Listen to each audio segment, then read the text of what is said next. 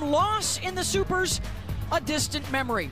Jordy Ball's in town, the two-time national champ at Oklahoma, now trying to win one for her home state. And she will be taking on Carlin Pickens. Got bounced by Ball and the Sooners out of the World Series as a freshman. Now trying to make amends and get her Lady Vols to Oklahoma City. There's a look at one side of the bracket. Best 2 out of 3 here in Knoxville. The winner moves on to an opening day matchup at the World Series against Alabama or Oklahoma. And on the other side of the bracket, congratulations. First-timers have moved on. The Texas starting lineup. Those 3 at the top did damage in the regionals as they swept through and run-ruled their way into the Supers. Ava Kuzak is one of their go-tos. As we check out the starting lineups brought to you by Capital One. And the highly anticipated pitchers duel will happen. It's Carlin Pickens and Jordy Ball going arm to arm tonight in the opener. Well, both those pitchers explosive, best in the game. I mean, when you want a pitchers matchup, this is it. And Ball will lead things off. First pitch swinging and a base hit. She is now a perfect 6 for 6 in the postseason and has reached base every time she's come to the plate. She's all the way in the back of the batter's box too, knowing Pickens is gonna bring the velocity. Her back foot literally on the line. Sits back, finds a way, 5-6 hole. You talk about getting aggressive early, getting on base. Jordy Ball, we talked about the pitching matchup, but she can swing the bat as well. Beth Mowens alongside Jessica Mendoza and Michelle Smith are 2 Olympic gold medalists.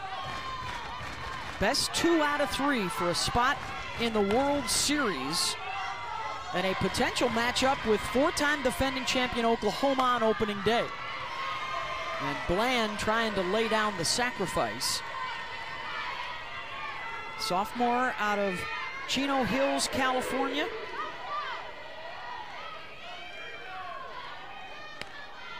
All Big Ten second team performer, was 6 of 9 last week and tries to drop down the bunt and it's caught by Boo Gibson.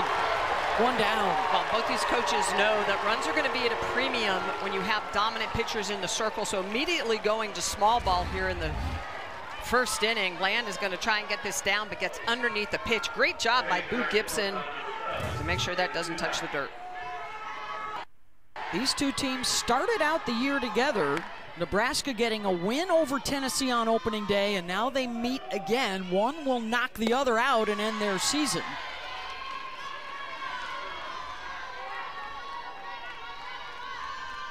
Here's Ava Kuzak, the junior from Broomfield, Colorado, who has parents and grandparents that are from Nebraska. That's a big story for this Husker team. A lot of transfers that went elsewhere to start their careers and now are back home together to try and get back to the Women's College World Series for the first time in 12 years. All these Nebraska hitters in the very back of the batter's box. We talk about game plans, understanding facing Carlin Pickens, that velocity, back foot on the back line. Runner goes, the throw down is offline and Ball is able to steal second, and the Huskers with a runner in scoring position. Sophia Nugent with the throw, the transfer from Oklahoma. She and Ball, one-time teammates on a national championship team at OU. Well, Ella Dodge is going to take the throw down. She's late getting to that bag. The throw to the left. Chance here for Kuz to drive in a run, and Pickens gets her with the rise. 2 down.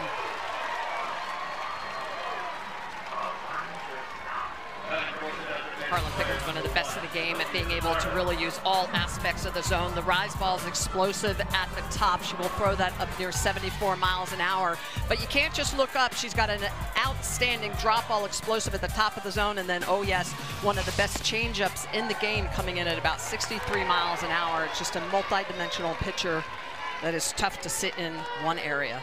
You talk about her sitting at 74, Smitty. I mean, that's equivalent over 100 miles an hour when you talk about the distance, 43 feet. It's That's why everyone's in the back of the box. Trying to buy as much reaction time as they can. Here's the DP, Olivia DiNardo, the number 4 hitter. Early opportunity for the Huskers. Jordy Ball, a single and a stolen base.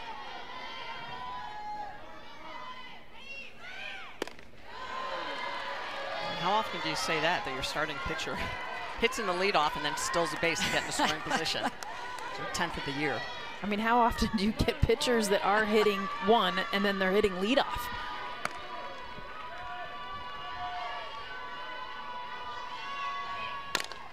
Now 2-2 to DiNardo. Pickens over 250 strikeouts on the season, back-to-back 20-win campaigns. And top 10 in the country in both strikeouts and ERA. That ERA number 1 nationally. Back up the middle and through, and Ball will come in to score, and Nebraska grabs the early lead.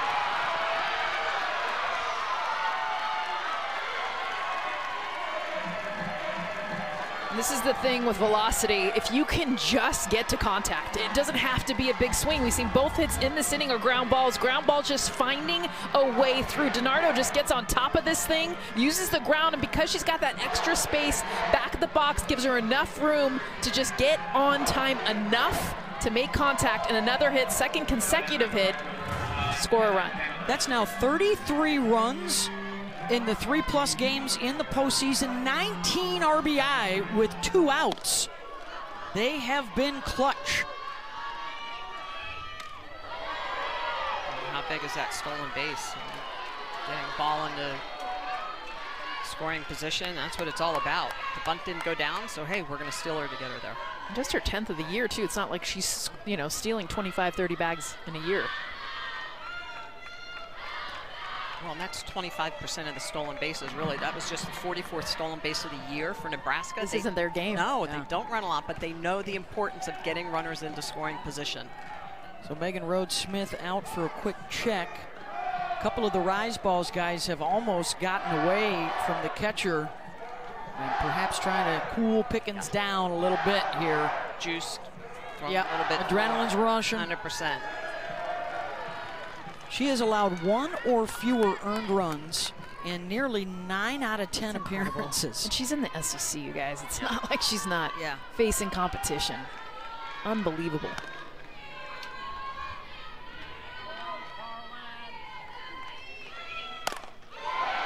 Well struck, but right at the shortstop, Laura Mueller, and that ends the threat. But Olivia DiNardo driving in Jordy Ball of the ball game on the Olivia DiNardo single as you check out the starting lineup for the Lady Vols, brought to you by Capital One.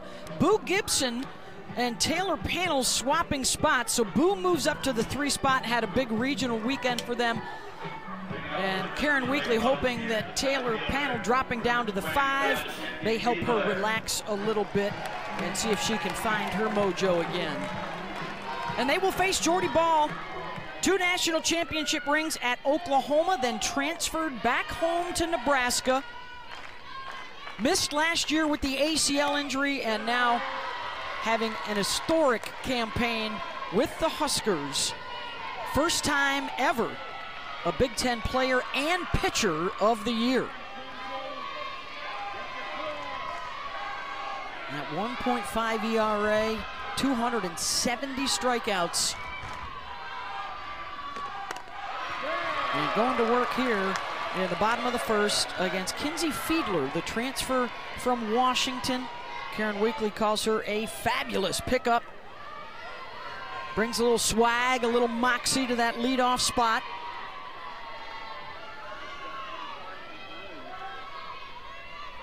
Senior out of Lee's Summit, Missouri. And over the glove of Ball to second. Kamenzen has to hurry and got there in time. Lauren Kamenzen at second, her sister Hannah out in right field, both of them transferring back home from Arkansas. Well, Jordy, one of the best rise balls in the nation, but she also has a devastating changeup as well, ability to really stretch the zone. She's got a lot of up and down. She's got that 1.5 ERA, but how about a whip below 1? She's good at not hurting herself and getting clutch pitches when she needs them to get out of jams. Savia Morgan showing a little short game. There you see Ball tenacious in the circle.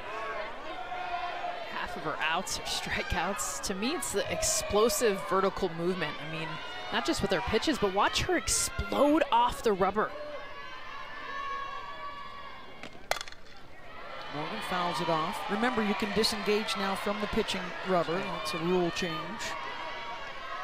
And Savia Morgan steps in, can play short game, and then they found out midway through the season that she could hit away too. And she is lethal on the bases. Led them with 25 swipes this year. 0-2 from Ball.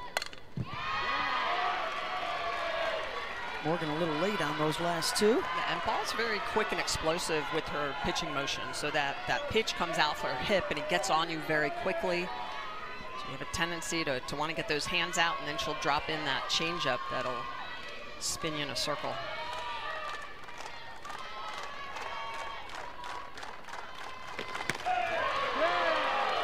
Just missed it away. Susan Eads behind the plate tonight. Cam Ellison at first, Chad Steers at second, Robert Penikoff at third. The men and women in blue tonight.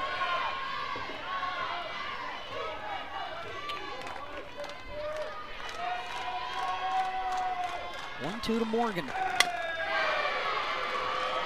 There it is. That's the 58-mile-an-hour changeup from Jordy Ball. I think if she can drop that down to about 54 miles an hour, she's going to get the swing and miss on that.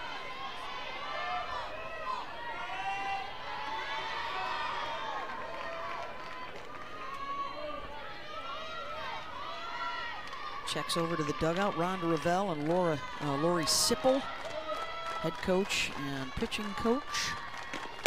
Gets the swing and miss. 2 down. On Jordy Ball, we talk about her rise ball, but what makes her rise ball so explosive is her changeup ability to use something slow and soft at the lower half of the zone.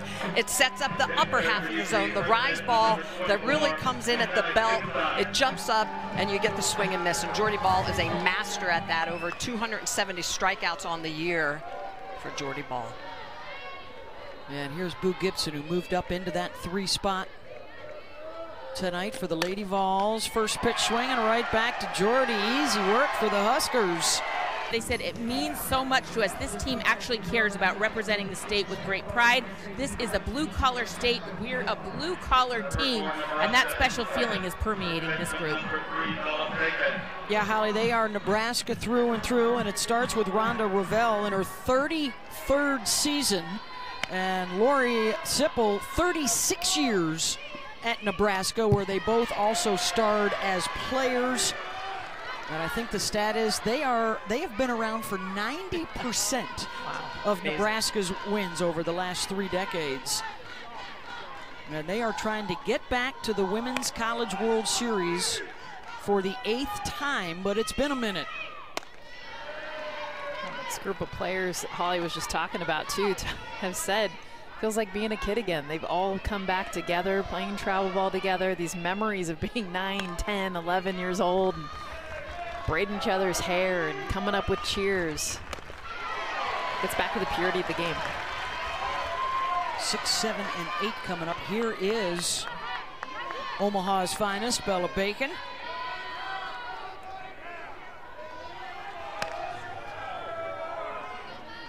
Two-year starter at first base for the Huskers. Trying to hang with Carlin Pickens, who you probably heard earlier this year threw a pitch at 78 miles an hour, the fastest ever recorded, breaking the record formerly held by Tennessee legend Monica Abbott.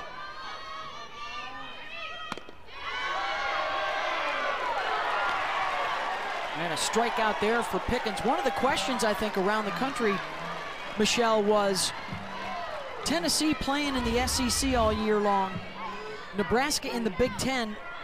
How well prepared would they be to see Carlin Pickens today with that kind of velo? They've seen it a few times. UCLA comes to mind, of course, Pickens earlier in the year. Yeah, it's always the big question. Are you prepared for that velocity, mix of speed, rise ball at the top of the zone, as well as the ability to go downstairs with a drop ball? But Nebraska's already proved that a couple of hits in the first inning, and trust me, they prepared in a very unique way to get ready for Pickens. What you got, Holly? Well, they actually turned the lights off in the practice, so they dimmed them to 3/4 light, so it was dark, and then they turned up the pitching machine to 75 miles an hour, so your vision and your recognition had to be on point. That seemed to work the first time they met, and so they wanted to do that again, trying everything.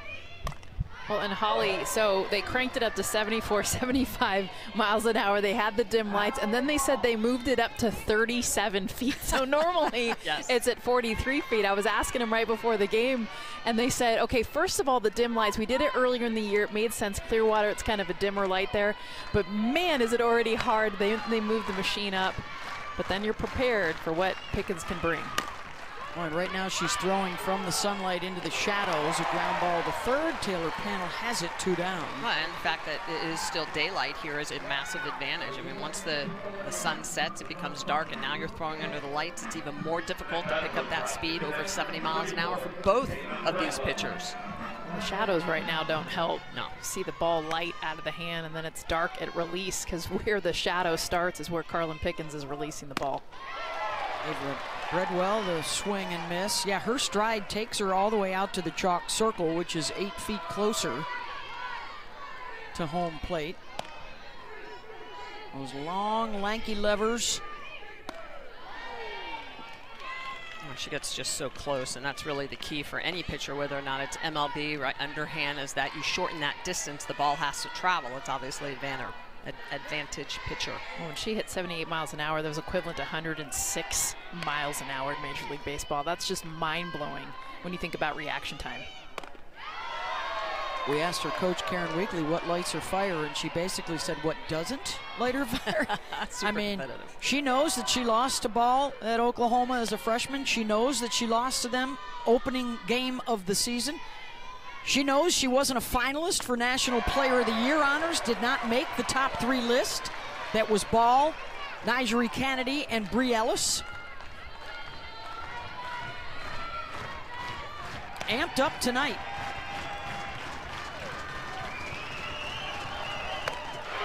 And it's strikeout number 3, going back upstairs to that penthouse rise.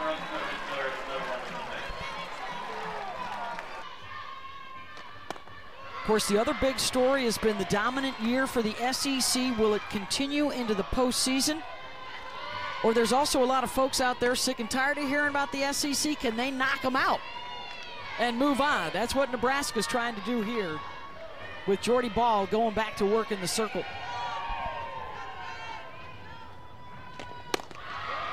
We know that 3 SEC teams will be in Oklahoma City because they are going head-to-head in regionals, as Sophia Nugent will lead things off. 4, 5, and 6 here. Ball a 1-2-3 inning to start.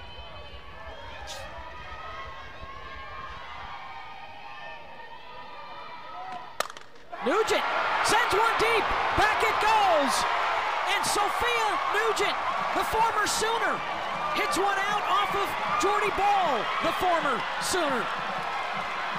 This was a huge approach, you guys, for Tennessee, is understanding the arm side consistency of Jordy Ball, meaning she's going to come inside to righties. This is not an easy pitch to hit. Not only is it in 2-0, but it's up, it's elevated. Trying to get in on the hands of Sophia Nugent. Just a beautiful job of being able to get to this pitch, but look at the location, up and in. But you see Nugent, her front foot opens. She steps open to clear her hips. She's looking in, 2-0, hitters count. A beautiful job for Nugent to get Tennessee on the board. Yeah, and just the rise ball prior to that was well up, trying to make that adjustment, doesn't make it. Nugent crushes it. That gets the crowd going, and that ends a stretch of 10 scoreless innings for Ball that started in the regional last weekend. How about Nugent? 6 home runs in her last 7 hits. That's what you need, stepping up. And now to the short game panel, and they'll get her. There's a look at the athleticism of ball bouncing out of that circle to cover. Well, and the emotion after she fielded it cleanly, threw her out. It was a very athletic play. Saw a ton of emotion from her, some fist pumps on a bunt. Yeah, and you can tell Jordy Ball was very upset with herself when that ball left the yard. Right off the bat, she knew it. She knew that she had left that ball too sweet in a hitter's count. Here's Lauren Mueller. She was their best hitter at the regional last weekend. How do you settle yourself down, Smitty, in a situation like that?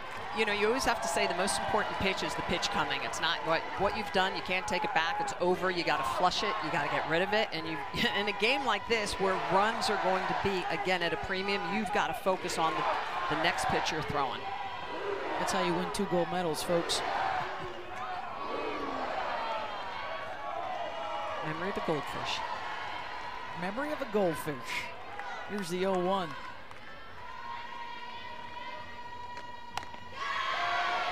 It's in for a strike, 0-2. Mueller, the transfer from Middle Tennessee, now in her 2nd season here. Fresh on their minds, the Lady Vols. There has not been much of a home field advantage in the postseason. They got bounced in the Supers last year by Alabama.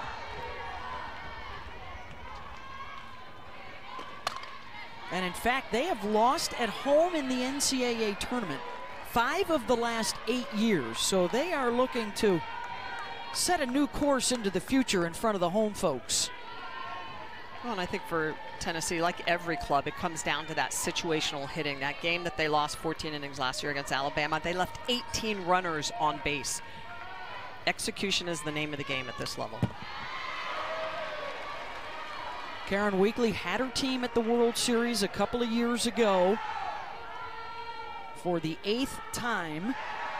They have played for the national championship twice in 2007 and 2013.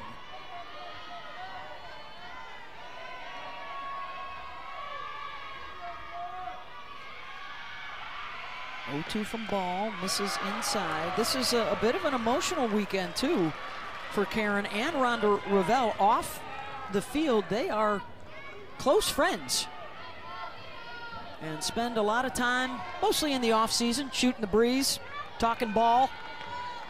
They've both been around a long time and a passion for this sport.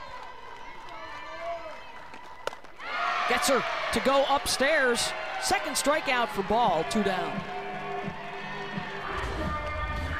2nd strikeout for Ball, both on the rise ball. And this is the pitch that Karen Weekly talked about that we have to lay off of, the one that is elevated at the numbers and above. So that rise ball that gets in your eyes, so easy to swing through with that tight spin that Jordy Ball puts on that rise. I think it's hard, Smitty, because they're looking in. You can tell anything inside on the inner part of the plate, they're swinging, but they want to lay off the rise. So if she throws that rise ball on the inside part of the plate, they're unleashing. Well, and it is the fine line, right? Because that's what Nugent hit out. It was a rise ball that she was trying to sneak in the upper part of the zone. And so that's the fine line as a hitter. You have to quickly judge, is it hittable or is it missable? Yeah, because their batting average is sub 300 against the rise and change, Michelle. And those are the 2 primary pitches that Jordy Ball throws. So it's really a tough matchup for this Tennessee offense. They're going to have to make some good adjustments to beat Jordy Ball in this series. Here's Emma Clark, the DP. Freshman out of Cleveland, North Carolina.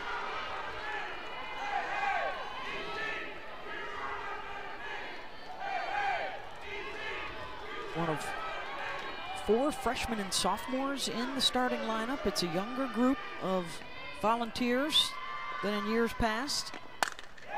Launches that one down the line and fair. Into the corner, out and left, and Clark will slide into 2nd with the extra base hit with 2 outs. Tennessee just all over everything inside. In fact, Emma Clark, look at how far off the plate she is to be able to get her barrel to this pitch. 67 miles an hour, but it's on the inside part of the plate where Clark is hunting.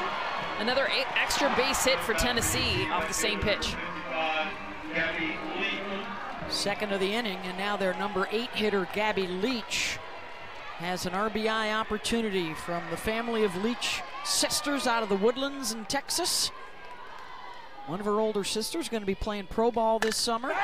She sends one out that way, and a nice spin to find it by Abby Squire out in the left. But a home run from to Hall of Fame Stadium in Devon Park. Lauren Kamenzen to lead it off with Jordy Ball on deck.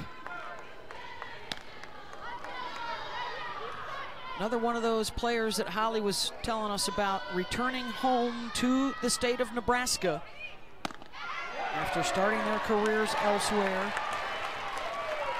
For a Husker side that finished second in the Big Ten this year, and an offense that is just rewriting the record books. Average, slug, home runs, you name it, they're breaking it. They are the second leading scoring team in the country at over 8 runs per game. They broke the home run record on April 9th. Yeah, that's crazy. Swing and a miss, and Pickens gets her 4th strikeout, and she gets another meeting with Jordy Ball, who singled her first time up, but this is what she did in the first meeting on opening day. Took Carlin Pickens' yard. I love this look too, straight from the stands. You see the pitch up in the zone. Jordy Ball, this is something she put in her back pocket to remember, talking to her teammates.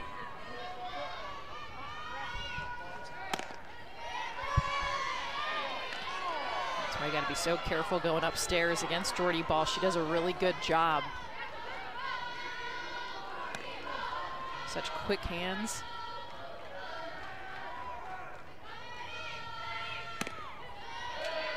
Incredible season that she is having. One of the 3 finalists. I know a lot of people talking about Bree Ellis, the player of the year in the SEC. Had a season similar to the numbers that Jocelyn Allo put up a couple of years ago. But Ball doing it at the plate and in the circle is something that we have not seen before. You hit 400 and a chance at 25 home runs and 25 wins. We've never seen a differential in batting average more than 300. The fact that she's hitting 475 and hitters, she only lets a $150 against her. In her first season as a full-time hitter, by the way, in college ball, as she draws the walk. Holly? Well, Rhonda Revelle told us when Jordy transferred in, it was a conversation. Like she said, I want to help the offense. If I can, I'd love to be part of that. And Rhonda said, of course. But they have made some adjustments. She takes a few days off where she doesn't swing every single day. They wanted to adjust her swing slightly because... On base twice, scoring twice. And the Huskers are back in front. Her last at bat. You guys, speed is not one of the things we talk about with Jordy Ball, because we talk about her, there's so many other things, but her athleticism coming out here with the speed to be able to score twice. I mean, we know about the big NIL deal for Nigeri Kennedy, but I don't know if there's a right hand that's more significant than that one, and she is fearless. Head first. Stealing bases, diving in to home, head first, hands first. Well, one of her favorite things to do when she was at Oklahoma, did not hit at Oklahoma, but she used to love to run bases. That's in right. practice, she would run bases. At times in games, if they needed her, she would run. She loved base running, and you can see why, because she has a lot of speed. So here's Kuzak with a chance to drive in another. Jordy talks about the freedom that she feels being able to swing the bat and help her team offensively. The pressure she puts on herself as a pitcher, she says, is really hard. But when she's swinging and playing offensively, she's like, it's just fun. Well, there's nothing better than being a pitcher that hits, because you can help yourself, you help your offense, right? You're passing the bat to your teammate. When you're in the circle, it can feel like an island. How about this NCAA tournament? Has reached every time she's come up. As Pickens gets another strikeout. Bear in mind, by the way, the vote for National Player of the Year took place before the postseason started. She's been off the hook. Kennedy's been off the hook. But the votes have already been in. It's a no-brainer to me that it's Jordy Ball, in my opinion, but I've also gotten to see her the last couple weeks, and honestly, the shine of both sides. I mean, just in this game alone, what she can do, there is no one else. I mean, she's the Shohei Ohtani of college softball, and there's nobody close. There have been 6 players of the year nationally that were two-way players. some of the greats in the game, like Lauren Hager and Danielle Laurie and Lisa Fernandez, let's bring Jackie it back. Traina, Lisa Fernandez over the years. Some of the other greats that have won national championships.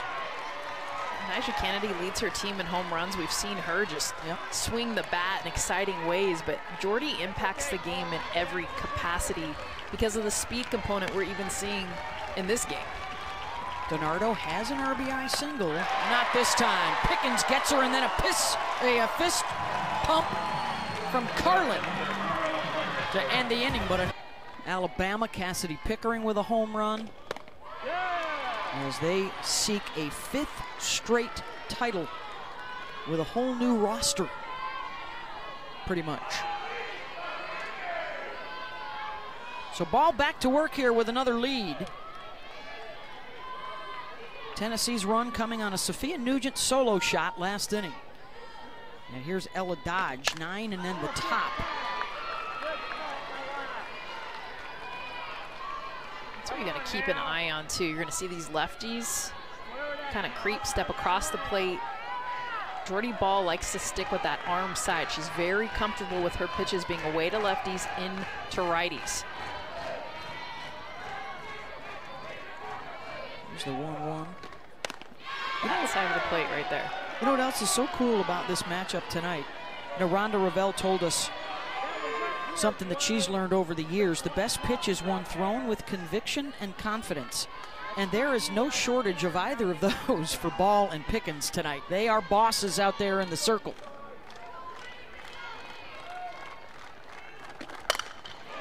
To second, and over to scoop it up is Camenzind. 1 down. So here they come, second time through now for Tennessee.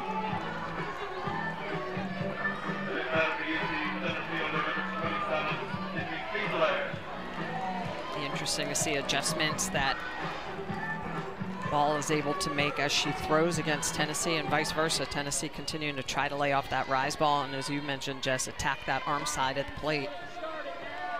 4 ground outs, a line out, a couple of strikeouts. Fiedler, grounder to second, her first time through. And I think that's the pitch we're going to see more of second time through, that changeup at anywhere from 55 to 58 miles an hour that Jordy Ball just hides so well.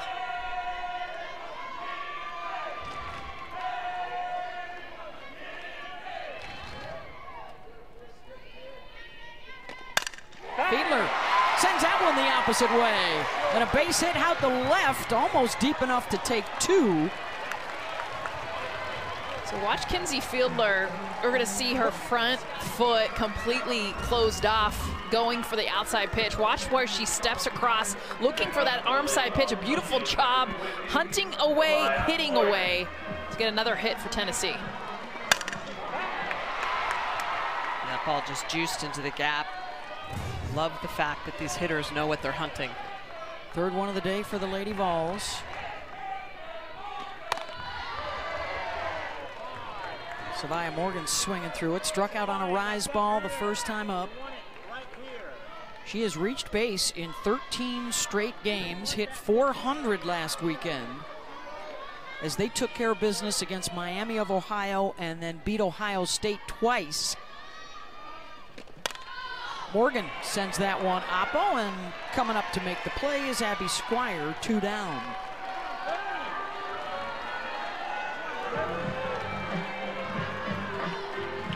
And that'll bring up Boo Gibson.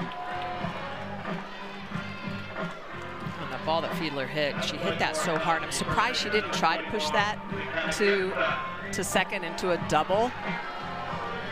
She was halfway down the line when she retreated back to first, and sometimes in big games like this, especially with 1 out in the inning, you need that extra 60 feet. Gibson deep and foul. There is a clear plan from these Tennessee hitters, and you can see it. The front foot is very telling for both sides. We saw with Fiedler how closed off she was to step across the plate. Now for these righties, looking same side of the plate, but now inside, we're seeing that front foot open up. 5 in a row from the right side, and then the 4 lefties in a row in the lineup tonight.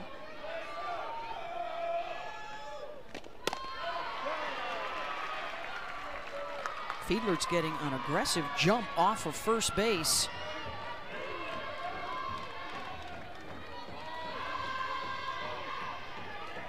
Breadwell has caught 8 of 31 behind the plate.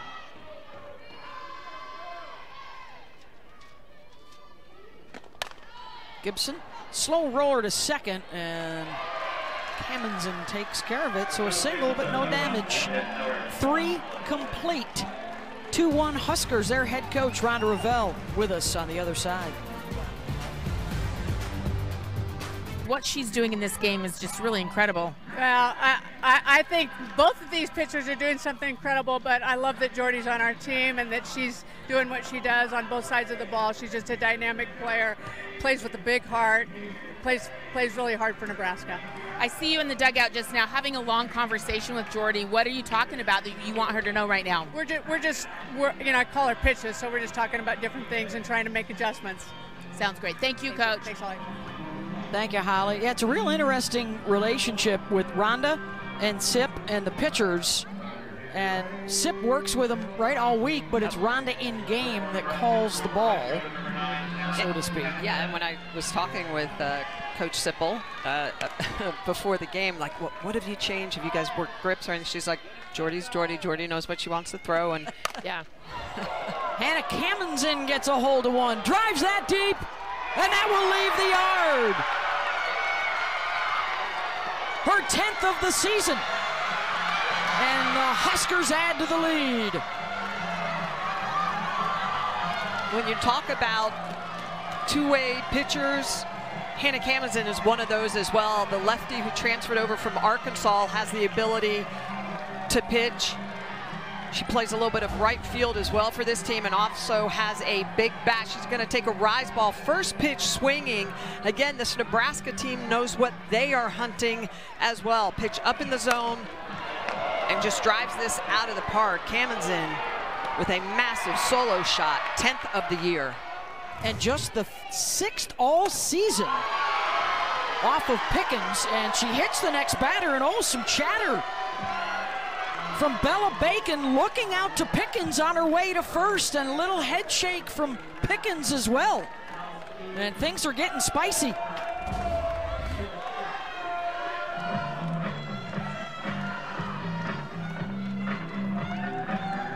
Staring out at the pitcher, and Pickens was staring right back.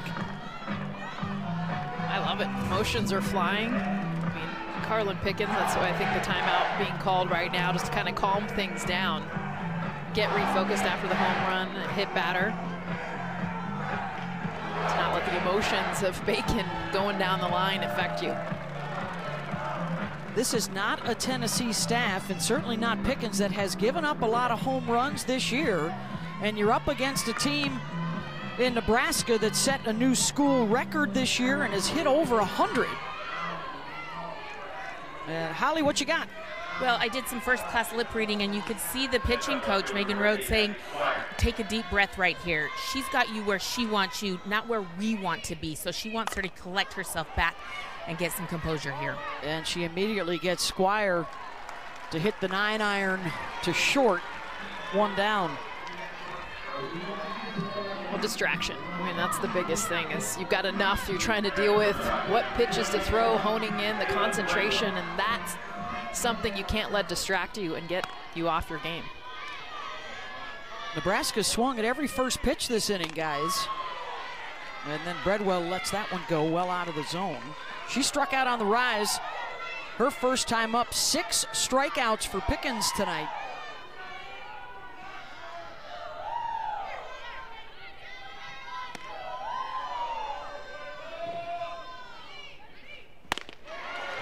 That's the swing and miss there. Shows you how good her pitches are, you guys. I mean, that's over the middle part of the plate, except it's 69 with down movement. So we talked about how she could hit 78, really sits at 74. But that's 5 miles an hour less, and now it's going down. And even though it's the middle part of the plate, it gets a swing and miss because of that spin rate.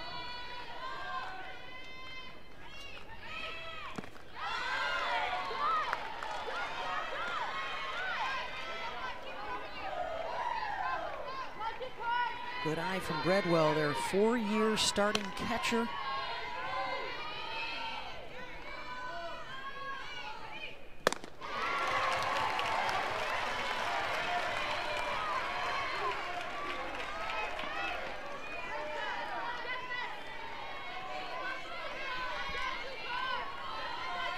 key for Pickens with that rise ball is really keeping it on the edges. Like that one, it's more of a jam job off of the handle of the bat versus off the barrel of the bat.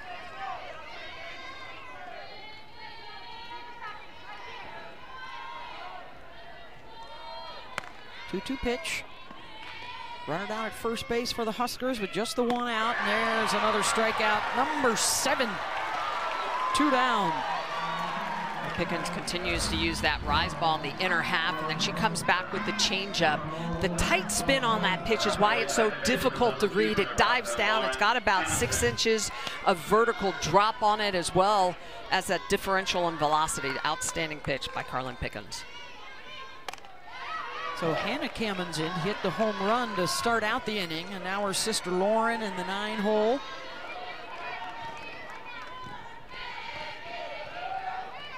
Two of the 10 Nebraskans on the roster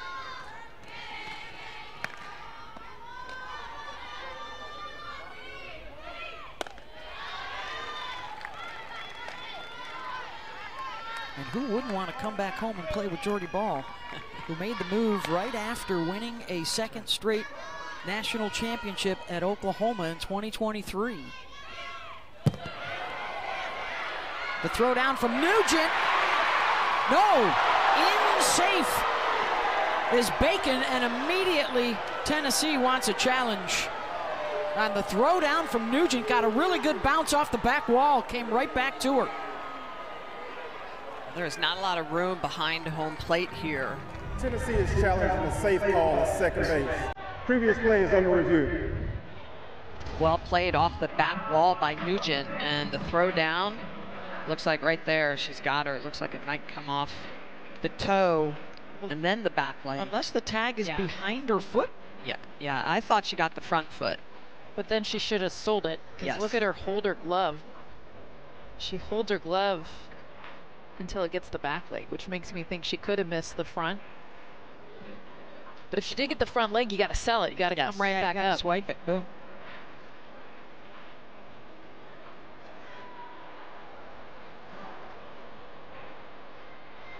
Looks like she gets her. Throw was definitely there in time, so they're taking a close look at where exactly the tag is on Bacon's and which leg on Bacon.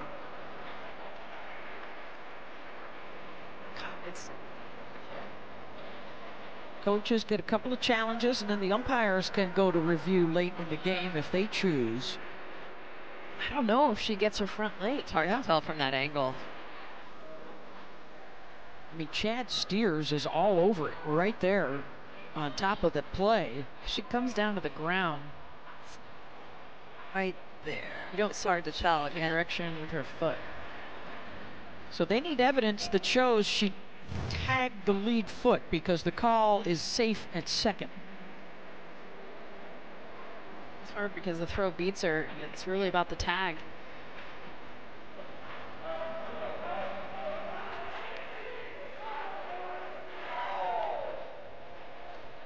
It's big for Nebraska, because if Lauren Kammensen can find a way up, then Jordy Ball would come to the plate with a chance at some run production.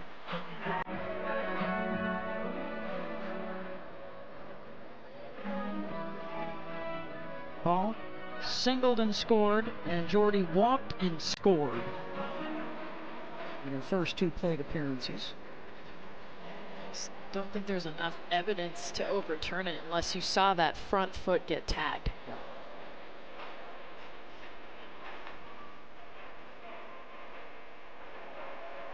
Nugent out of Seal Beach, California. She was rated by a lot of services coming out of high school as the #1 catcher in the country. It's a great throw. At the further review, the ruling of the field is upheld. The runner is safe. Tennessee's first challenge for 2 balls, 1 strike. So it's a 2-1 count on Lauren Kammensen. And now a runner in scoring position as Bacon is able to take second.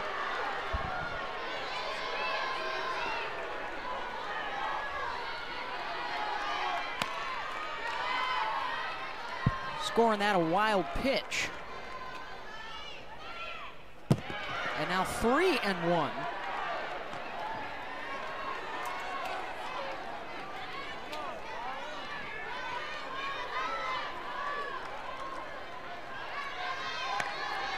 Big pitch here for Pickens. When the control has been off this inning for Lauren, and that will bring ball to the plate with 2 on and 2 out. One of the best pitchers in the country, one of the best hitters in the country, head-to-head here in game 1 of the Supers.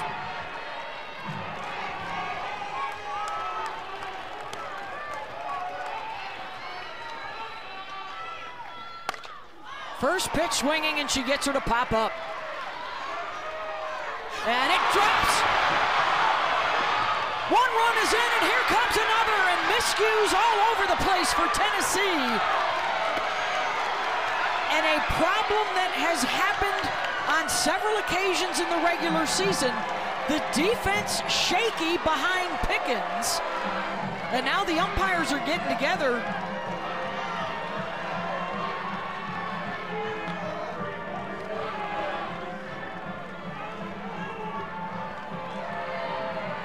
No challenge on anything yet, and it looks like everything will stand here.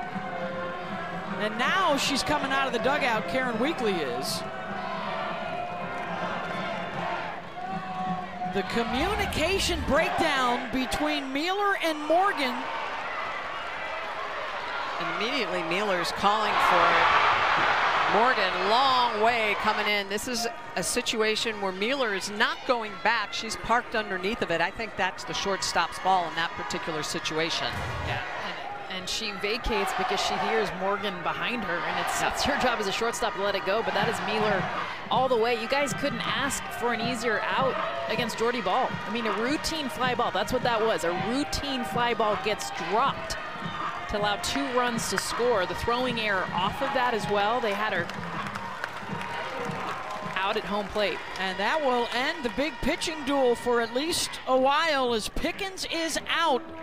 Nebraska up 4.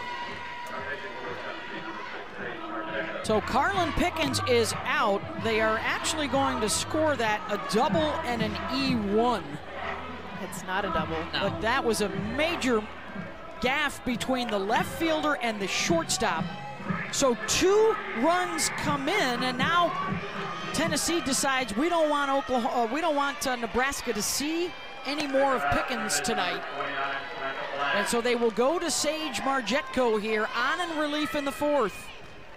Well, and I feel so bad for Pickens because there's no way this is a double. This is a routine out, and it does hit the glove, at least the body of Morgan. That Usually should be an you'll error. see a double if it just drops in and no one touches it, but That should be an error on Morgan. And now the 3rd free pass of the inning as Bland gets hit by a pitch.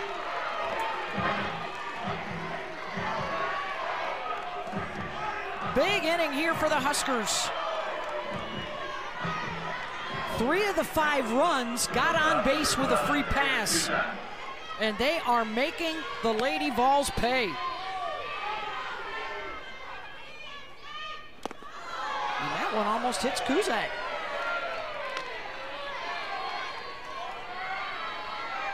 I'm surprised Samantha Bland hasn't gone yet from first base. 1st and 3rd situation with a shaky defense right now. A lot of balls in the dirt.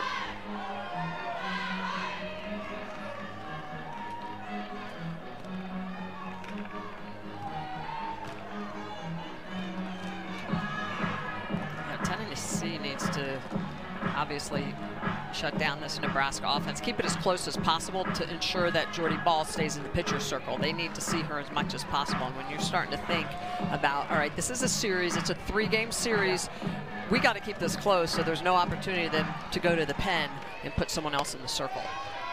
That might be a decision for Rhonda Revelle here shortly if the Huskers inflict more damage.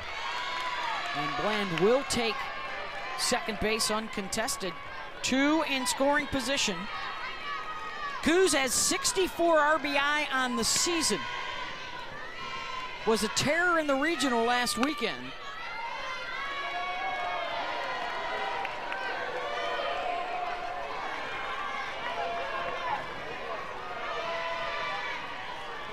breakout season, all Big Ten, probably on her way to All-America honors. Huge boost to her power game this year, more than doubling and almost tripling her home run count.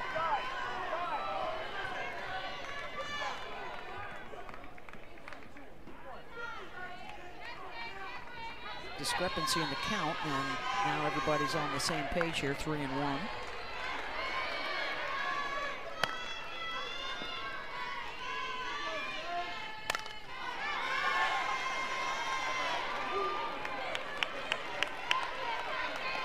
Facing Sage Margetko, her 11th relief appearance of the season. A couple in scoring position here with Ball and Bland aboard.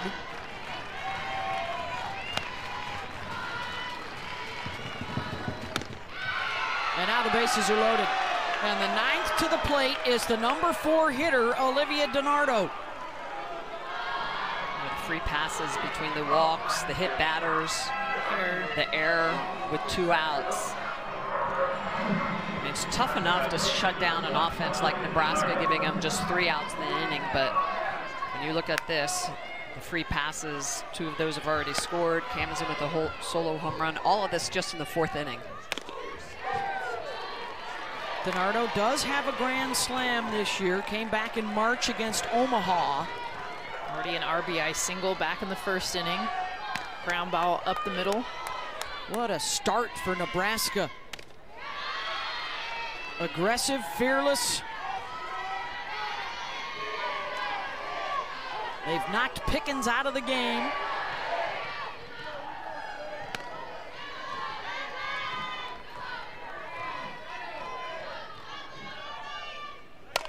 DiNardo got under it. Back on the grass, dodge.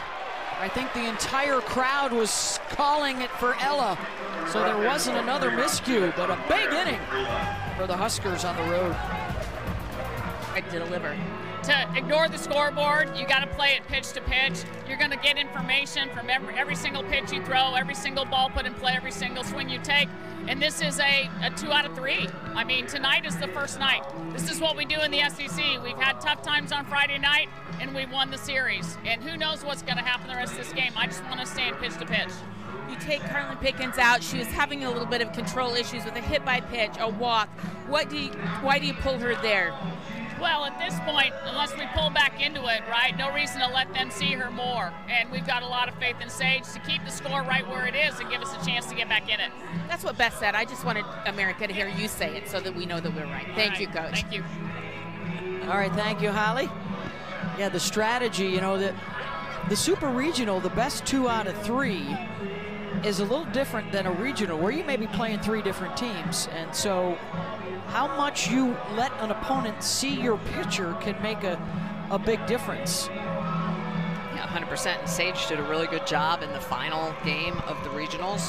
Coach has a lot of faith in her ability to get some outs. It's going to take more than one pitcher, more than likely, to win these series. So now can the Tennessee Bats pick up for the Lady Vols? It's been tough sledding against Jordy Ball. Sophia Nugent does have the big hit, a solo home run off of her former teammate. Took a rise ball out to left center. 4, 5, and 6 here in the 4th. Game 1, best of 3, and there's Ball on the move again. Cat-like out of that circle, 1 down. She's so explosive. The way she ends her pitch and then quick to be able to pounce, go get the ball, whether or not it's in the air or on the ground. But all over the base pass.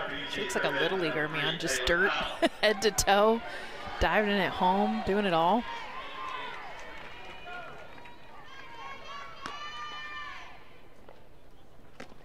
Well, she's lived her softball life in the spotlight. I mean, first at Oklahoma, and then coming home to Nebraska. I mean, they've wiped out all their attendance records. Even last year when she wasn't playing, they were still coming out to watch the Huskers, and of course this year with her historic season.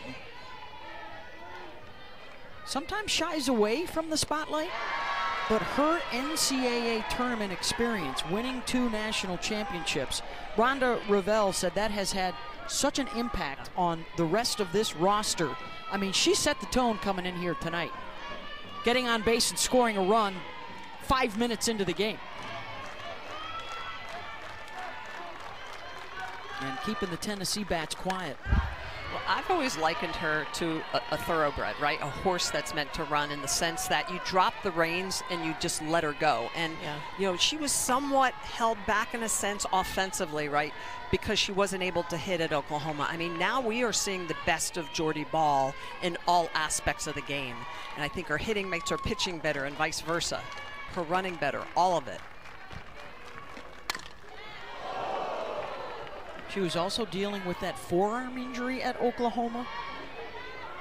So the focus was much more on what she was doing in the circle. She is trying to get to 11-0 in her NCAA tournament career.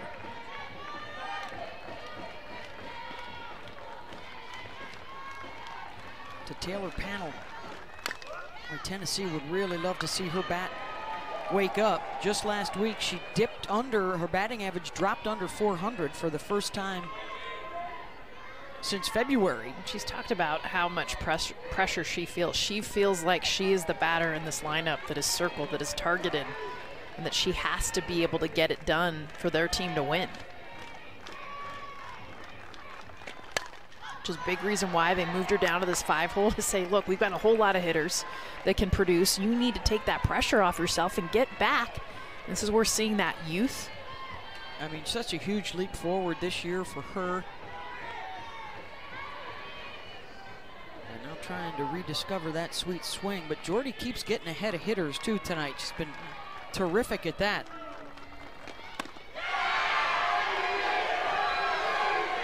Has not given up any free passes tonight.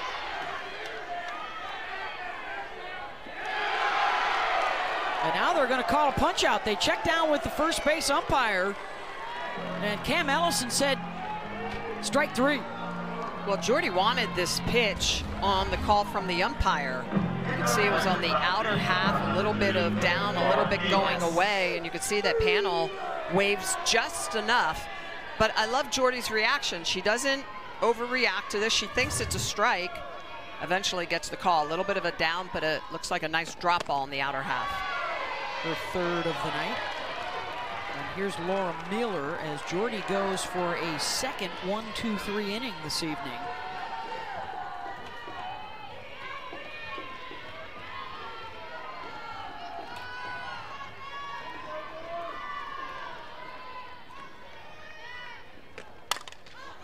Miller out to center, and there's Nat Hill. And it is 1, 2, 3. 5-1. Roadies on top. Here comes Hannah Cammons in again. They sent all 9 to the plate last inning. Starter Carlin Pickens is out. Reliever Sage Margetko is in.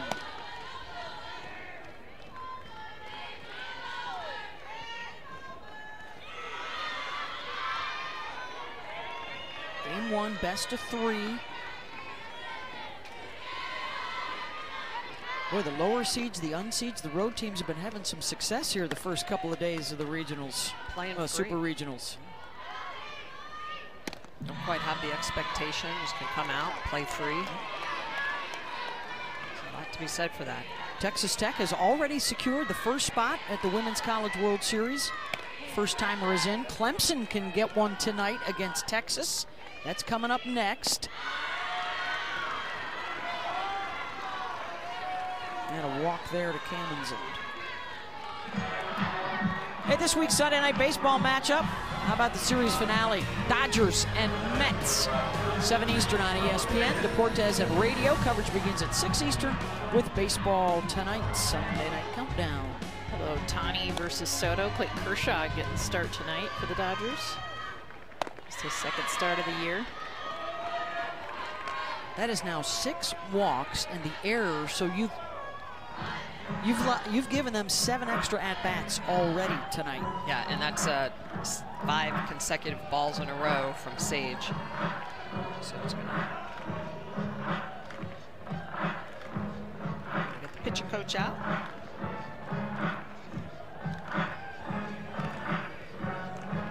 This has been quite a prove-it moment, I think, for a lot of people who didn't see much Nebraska during the regular season. Coming into SEC country. They beat this Tennessee club back in February. But since then, just one top 25 RPI win. That was against The Ohio State University. Well, they've answered their detractors and have answered questions about how they would fare coming in here in a 5-1 lead in the 5th. Oh, they've been disciplined. I mean, taking those walks. This is a team that had 181 walks coming in. Only 194 strikeouts on the season, which is near under 200 at this point in the season. It's pretty darn good. Combination, too, of aggressive early in the count, but then patient when they're not getting strikes. Yep. Just not expanding the strike zone, right? And that's, as a pitcher, that's your goal. You want hitters to swing at pitches outside of the zone. And as a hitter, when you don't do that, you make the job of the pitcher so much more difficult.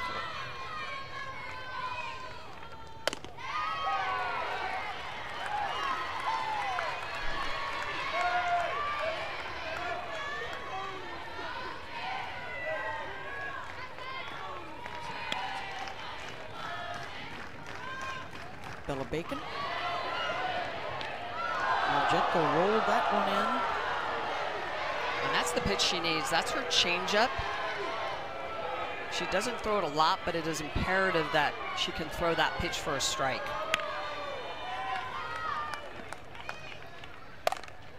Chop to third, Panel to second for one. They turn it, and not in time to catch Bacon. One down.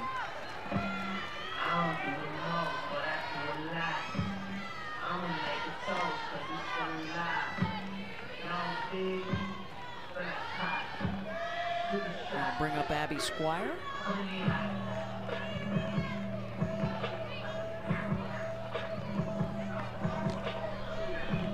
And also might bring in a pinch runner.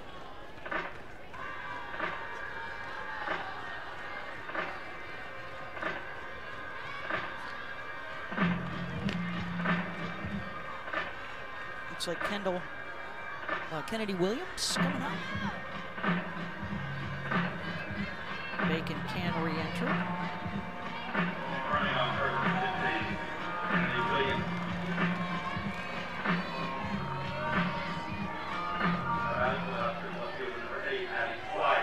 Squire grounded to third, popped up to short.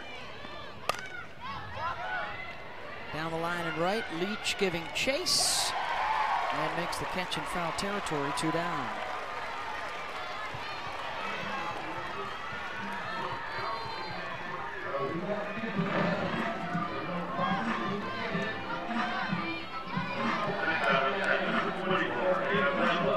Breadwell has struck out twice against Pickens, so she's glad that Carlin's gone. Runner goes, and the throw is high and offline, and the second stolen base tonight with a throwdown. Third time they've been able to advance. Ended up on a changeup as well. And I think they're going to check to see if she left the base early. Tennessee is challenging the runner at first and left early. Really on the field is running left on time. We're going to take on the field. Can't leave the base until the ball leaves the pitcher's hand.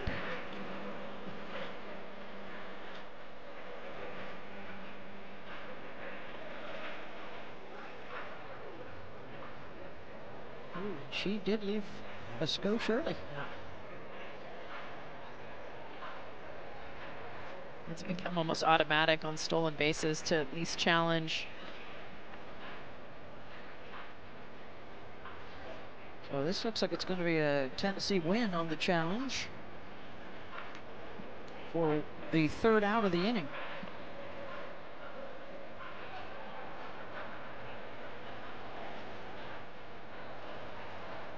Don't forget, still to come tonight, Clemson in Texas, Liberty in Oregon also playing tonight in their game 1. Liberty and Oregon have waited a long time. It's like Super Regional started a week ago with all the games and drama yesterday. Of course, Liberty, the story of the regional weekend, shocking the softball community. First time ever that a #1 seed, Texas A&M, bounced the first weekend.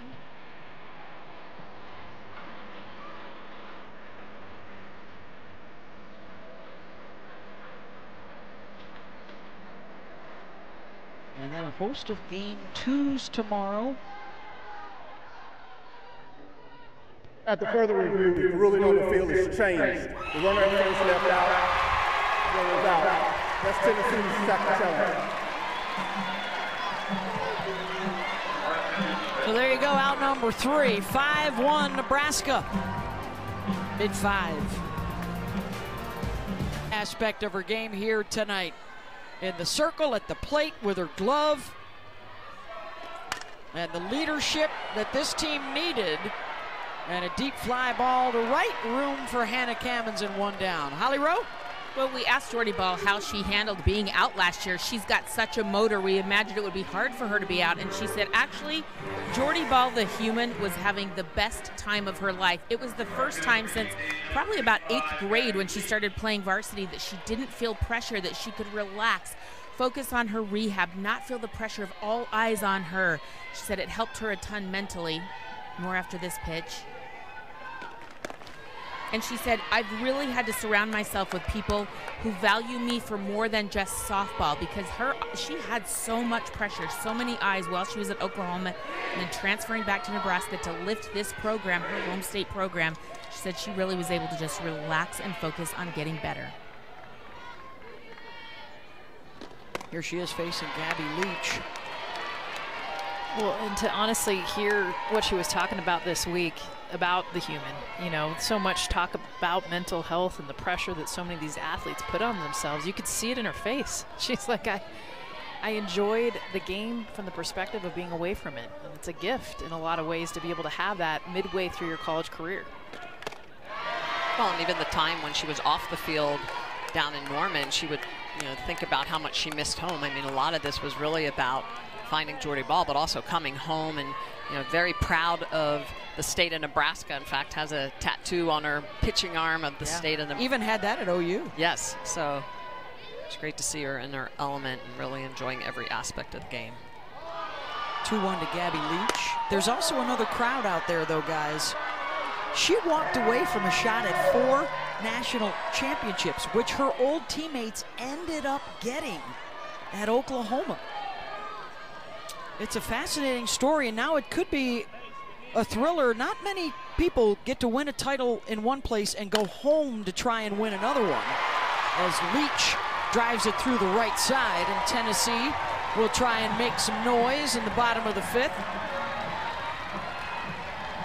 Haven't had a chance to make much yet. A solo home run for Sophia Nugent. One of just 4 hits so far tonight off of Jordy. They called a pitch clock violation on the pitch prior. Jordy Ball had gone past the amount of time, and then next pitch hit through the 3-4 hole. Yeah, because that ran that to a 3-1 count.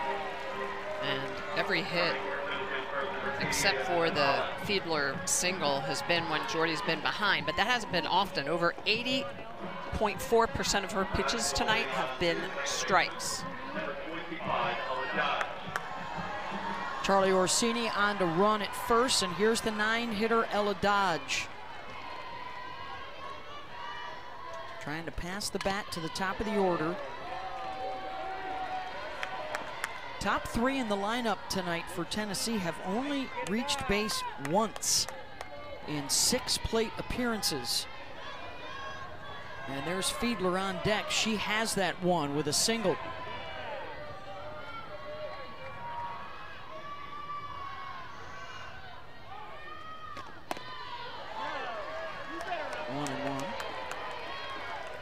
Just the 4 hits. Of course, one of them a big one, Sophia Nugent, but no one was on base, a solo shot.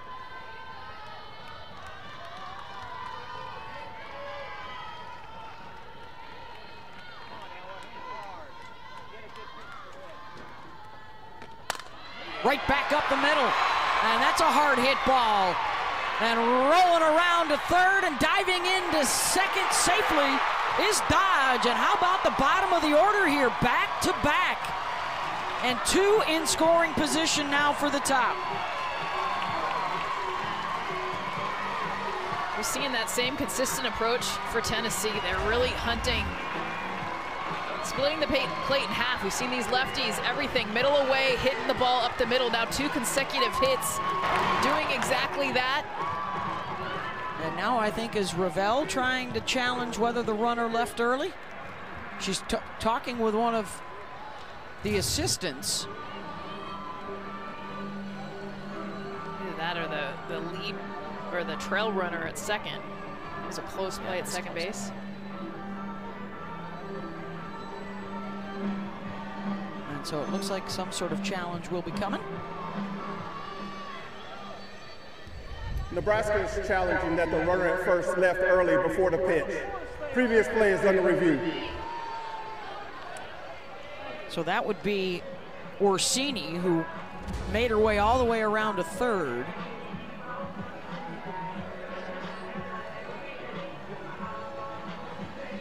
No, I think she's good. They were adamant about it too.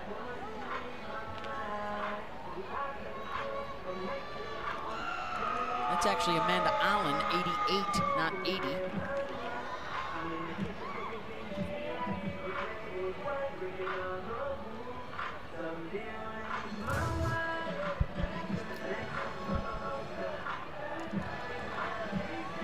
Call on the field is she did not leave early. Runners at second and third with 1 out, and that appears that that will stand. Some of these base runners now, you see them standing with their foot up against the side of the base instead of pushing off the face of the base.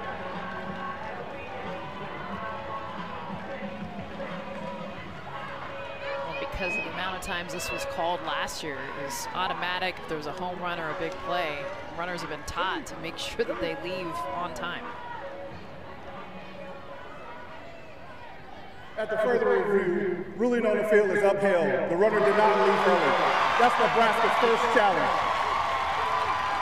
Nebraska will have one more challenge, but the best threat of the day right here for Tennessee, and they need one. Top of the order.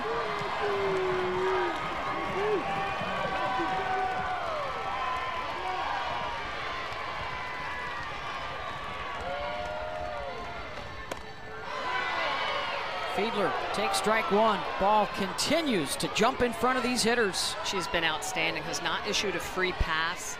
She's actually given up more hits than Nebraska has, so 5 hits for Tennessee, 4 just for Nebraska, but it's been the free passes that have really hurt Tennessee.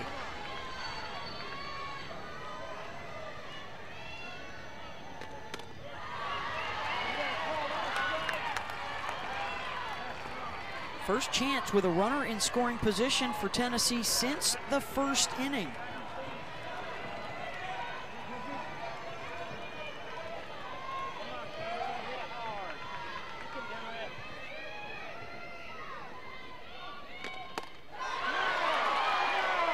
Fiedler doesn't go, 2-1.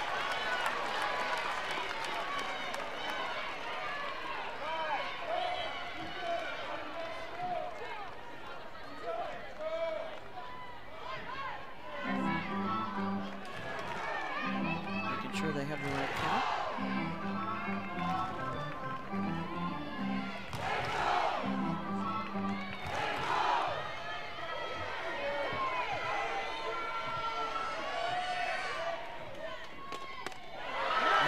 Ball up and out. Yeah, 2 non-competitive rise balls that Fiedler's really done a good job of not biting, chasing those up and out of the zone.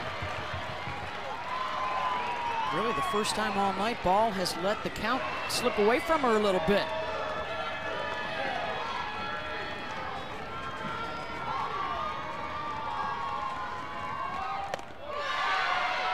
Drops that one in for a strike.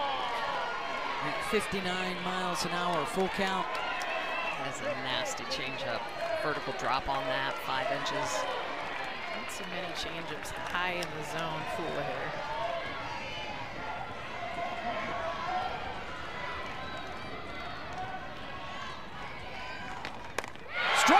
out. Comes right back with smoke. 2 down. So how about a situation with runners at second and third? She's going to come back on a 3-1 count with a changeup. It's a little bit up in the zone. It's 59 miles an hour. So what does she do at 3-2? She comes back with a rise ball, perfectly placed at the letters, induces the swing and miss. 4th strikeout of the night for Jordy Ball. None bigger than that with runners in scoring position. Rarely do you see a rise ball in the same tunnel as a changeup. Back to back, same spot, different directions and velocities. So now we got a pinch hitter coming up here.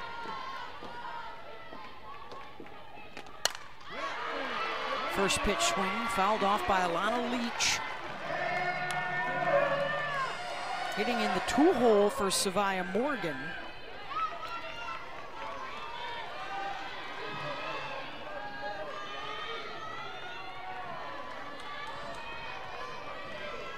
Seven for 29 on the season.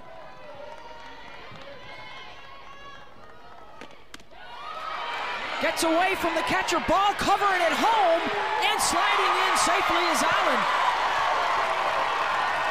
Jordy's considering a challenge here. She thought she got the tag down in time. Ruling on the field is a run scoring. Nebraska is challenging a safe call at a home plate. Previous play is under review. Live, it looked like the tag may have been high. Good throw in. Looked like the tag possibly was on the rib cage and the hand got in. Ooh. Did she get her finger, that front finger? Yeah, that's the question.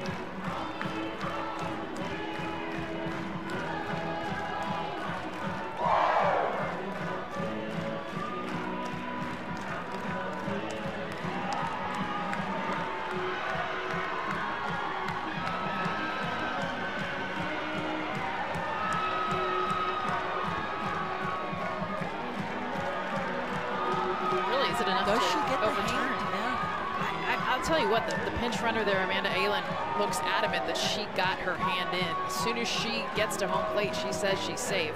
So I'm guessing she misses her finger. She's not there yet. That's as close as you're gonna get it. Yeah. And the call is safe, so you need video proof that she's out to change it. Wow. And fingers don't even That's the look right here. Yeah. Does the glove swipe by the pinky?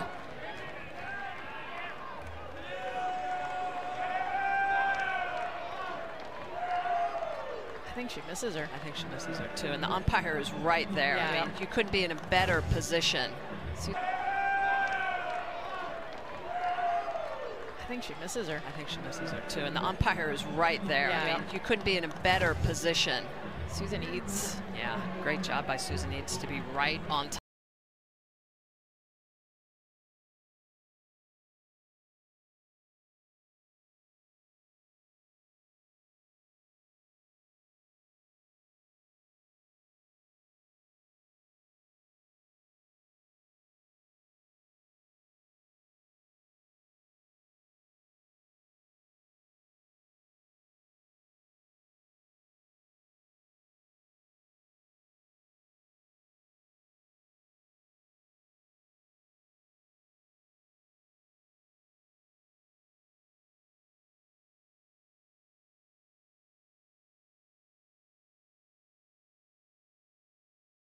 At the further review, the ruling on the field is upheld.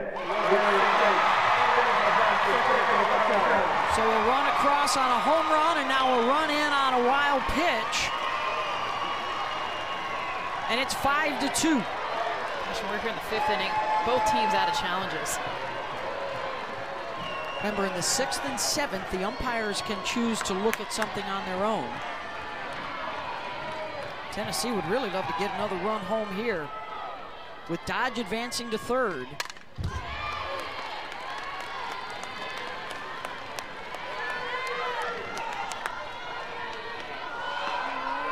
Alana Leach, her sister Gabby in the starting lineup. Sisters Aubrey and Kelsey both played college ball. Her grandmother, Wilma Ann, was a Rockford Peach. What? Love it. That's in the family. Pops it up, and that'll get out of play. And her sister Aubrey, I mentioned, plays still for the Athletes Unlimited on the Blaze. Director of Player Development as well, part of the staff. Rockford Peaches, a league of their own for you youngsters out there. Oh, come on. It's a good movie. You gotta watch it. I mean, if you don't know that movie, like, just as soon as this game is over, that's what you're watching. Here's the 1-2 pitch.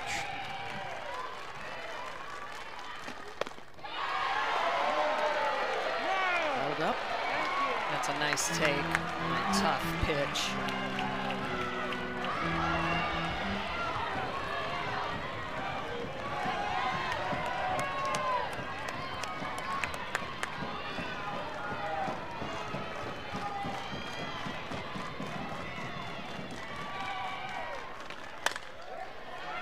Slow roller to second. Cammonson stays down on it.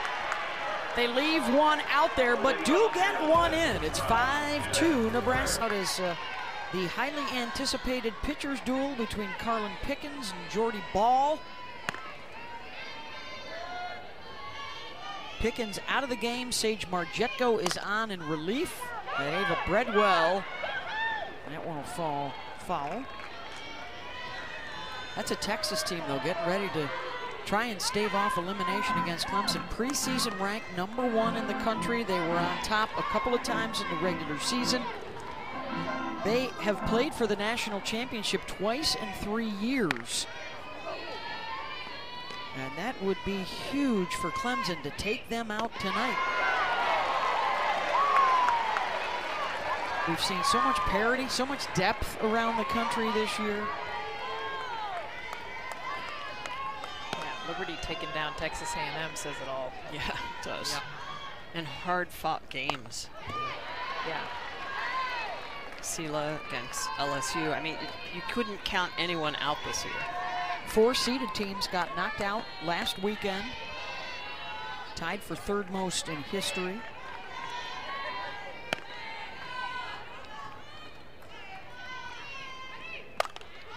Breadwell with that split grip, pops it up. The crowd yelling out Laura Mueller's name to make sure she secures it. 1 down. And the #9 hitter, Lauren Cammonson, coming on. Hey, the Women's College World Series is less than a week away, folks. Quadruple header on Thursday from Devon Park. Starts at noon Eastern on ESPN. For more information, go to NCAA.com, the official online home for all 90 NCAA championships. 12 unseeded teams have reached the World Series. Most recently, Texas advancing all the way to the championship series in 2022.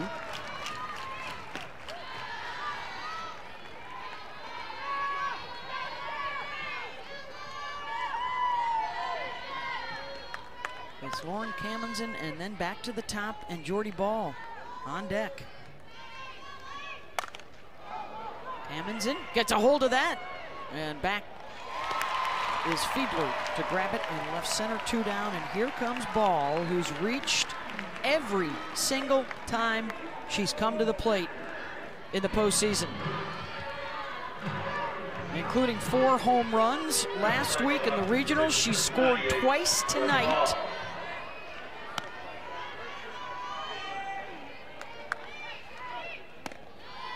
One for 2, but she did reach on the double error that led to 2 Nebraska runs in that 4th inning when they sent all 9 to the plate.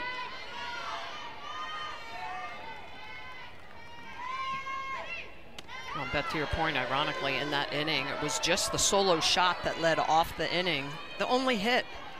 Everything else was a free pass, a couple of hit batters, 2 walks, 2 errors. Turned into a crooked number.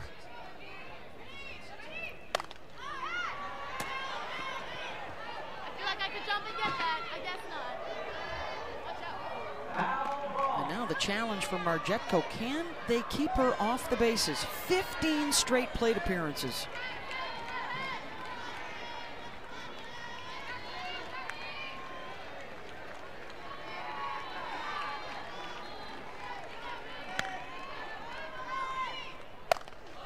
Ball, center field, Fiedler is there. And finally the streak comes to an end for Ball, but it's still a 3-run lead, and she'll have the ball in her hands in the circle when we come back. Some production from Gibson, then Nugent, who hit the home run in the second, followed by Taylor Pannell. The catcher, Eva Breadwell, I think needs a moment or two to catch her breath, as does the home plate umpire.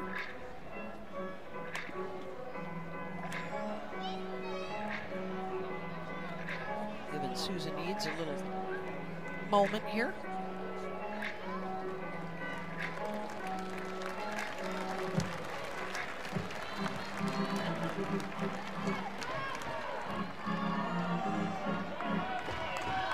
Certainly a pitch count right now, guys. It would be not significant enough to threaten a start again tomorrow for Jordy.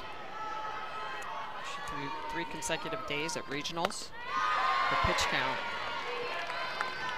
down in Baton Rouge for all 3 days was less than 200 pitches. So, well, we just saw Nigeri Kennedy go back-to-back games 1 and games 2 to win down in Florida State on the road.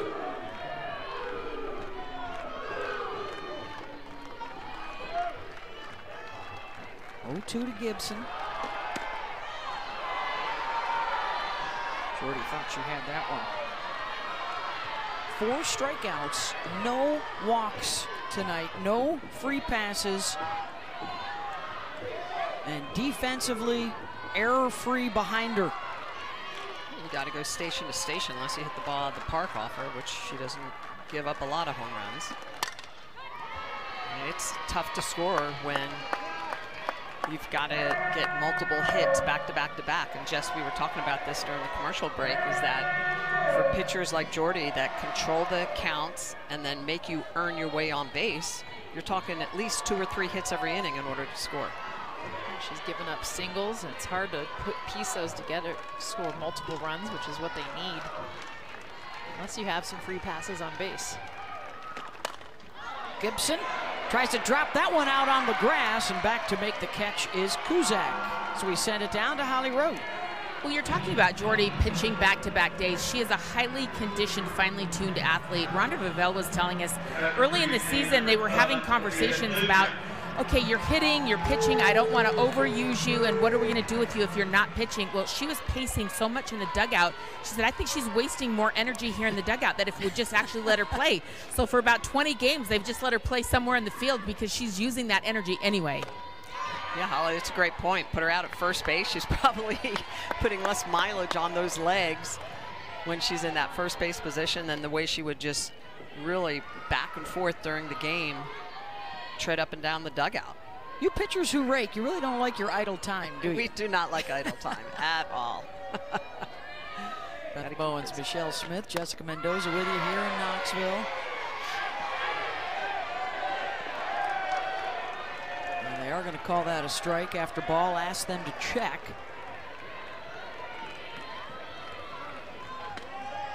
Sophia Nugent, the pitch that she hit out, really the hardest hit ball against Jordy Ball.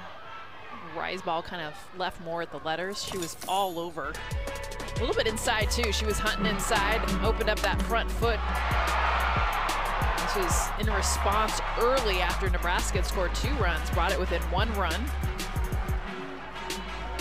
And she's just gone over to have a chat with their new hitting coach this year, Craig Snyder. Some staff turnover for Karen Whitley. Stephanie Sanders also coming on board after the Malveaux husband and wife team left Tennessee in the offseason to take the Auburn job.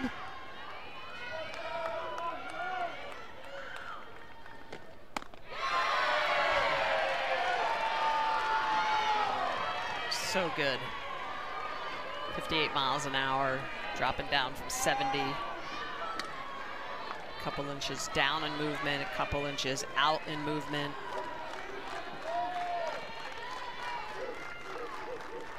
One-two pitch. Nugent pops it up. 2 down. It's called effective velocity. So you show that changeup on the outer half, and then you bring the rise ball up underneath the hands, and you're just late, you're jammed up. And that's why she's induced so many just weak pop-ups or ground balls here this evening.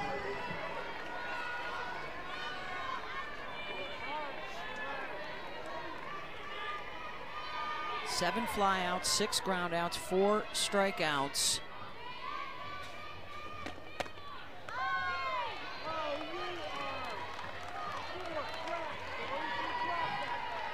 This is the bat, too, that Tennessee definitely needs to get going. They want to win this series. They're going to need a multitude of hits. We talked about Nugent and the home run, and Boo Gibson has started to come around top of the order.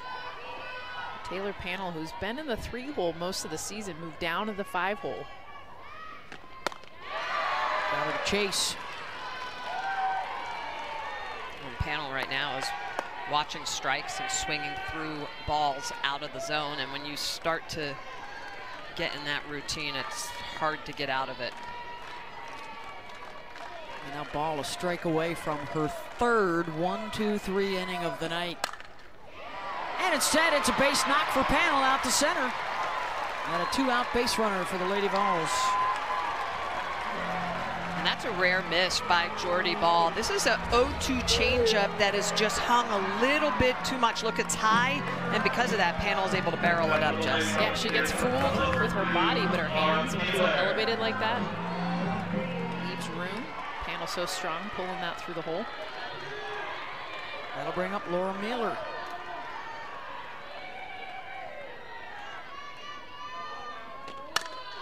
She's been swinging early and aggressive this postseason. First pitch there fouls it off. Outstanding in the regional. 5 hits, including a home run. Drove in 6. 714 batting average if you're into that. Is that pretty good? If you're into that. Got him. I mean, if you want to go 7 for 10, fine.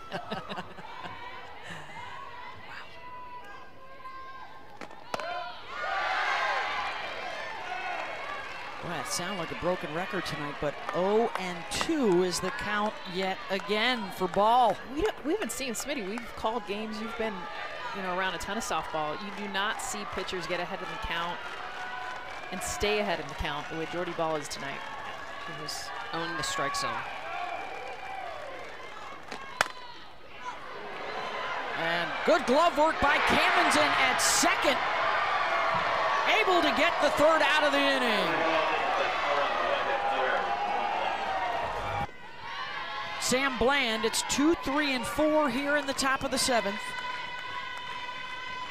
As it stands right now, Jordy Ball beating Carlin Pickens tonight.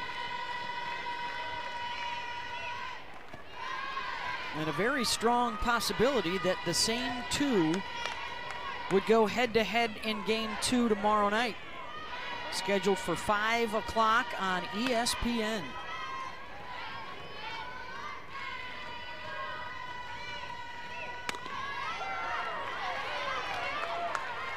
Winner tonight may have a little wiggle room, but I'm thinking if it's Nebraska, you want to end it on the when you're on the road in 2.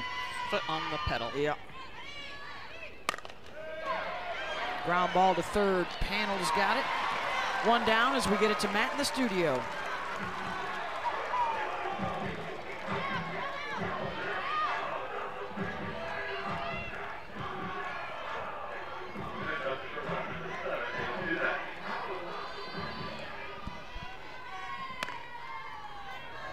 Thank you, Matt.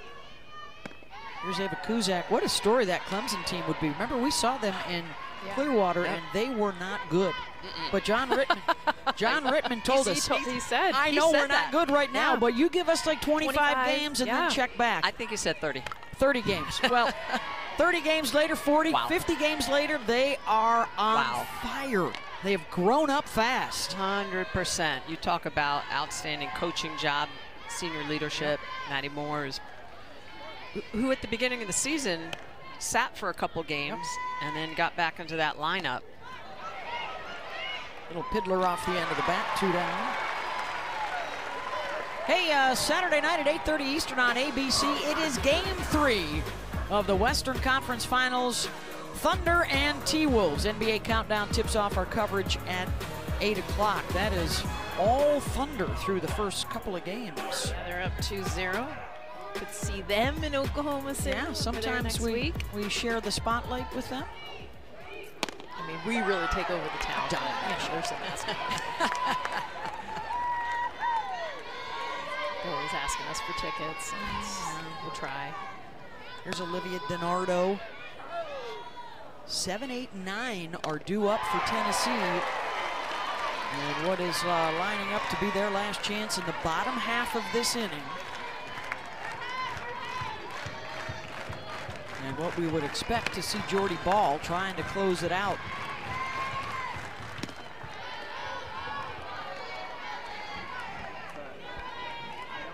Jekko is settled in. She first came into this game. She hit a batter, was struggling to find the strike zone, and come in for that crazy 4th inning.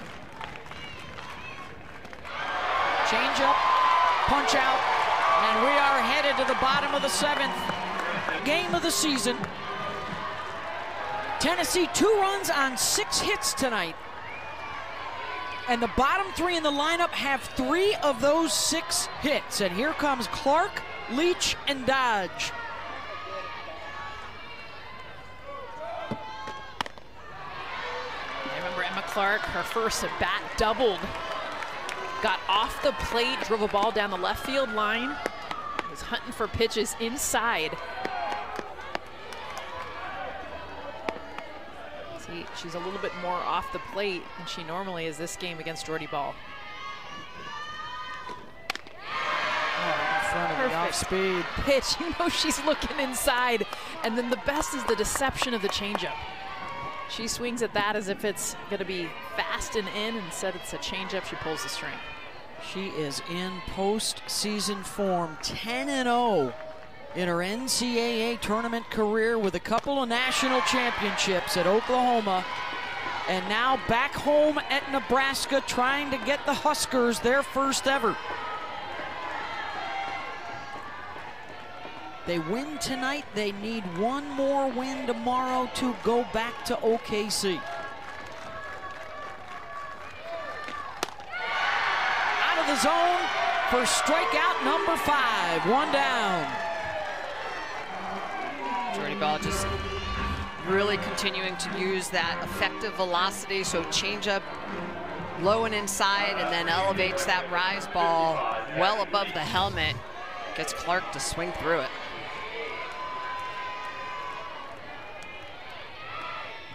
Here's Gabby Leach.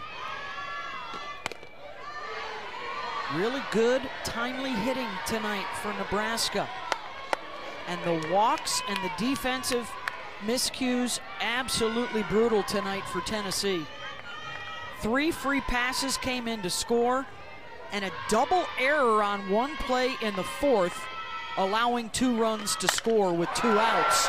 And Gabby Leach sends one off the wall and left and dives in safely with a double.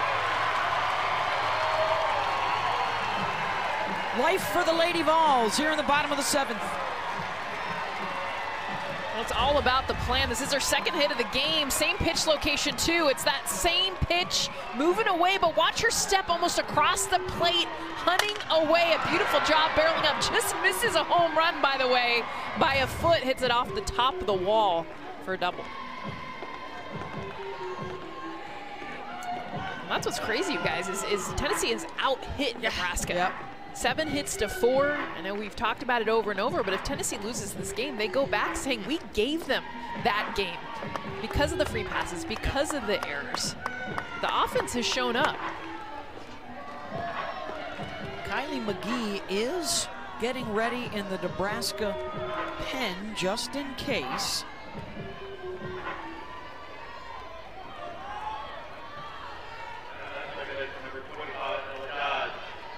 Dodge doubled off of Jordy her last time up.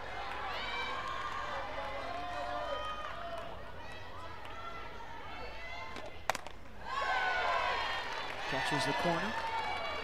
Good frame by Breadwell behind the plate.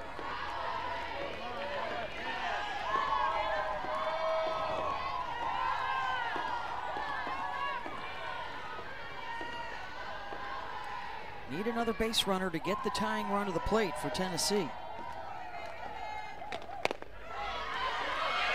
Runner will try and advance. And Gabby Leach is in safe at third. That is risky. You're already in scoring position. You're down to your last 2 outs. I'm sure that's what Coach Weekly is chatting about here. It's a good job of getting to the back of the bag and making sure she's safe, but that is risky in this particular point of the game. Score that a pass ball. There's the 1-1 pitch. 1-2.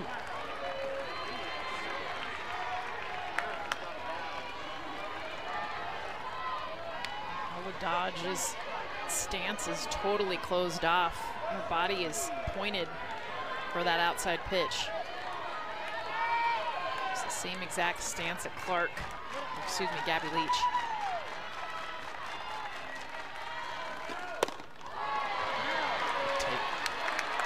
Should have a harder time getting to the inside pitch that she's selling out for middle away. Jordy Ball is yet to really get inside to these lefties. Closed stance.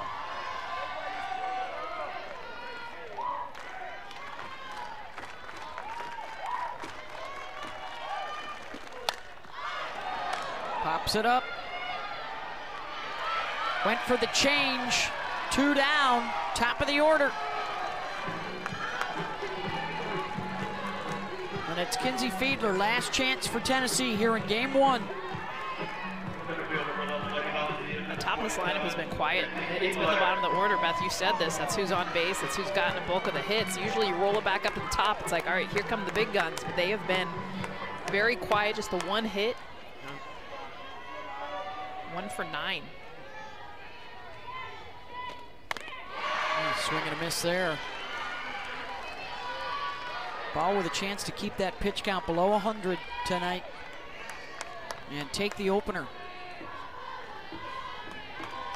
She's also scored twice, reached base 3 times. The National Player of the Year candidate. And now 1 strike away.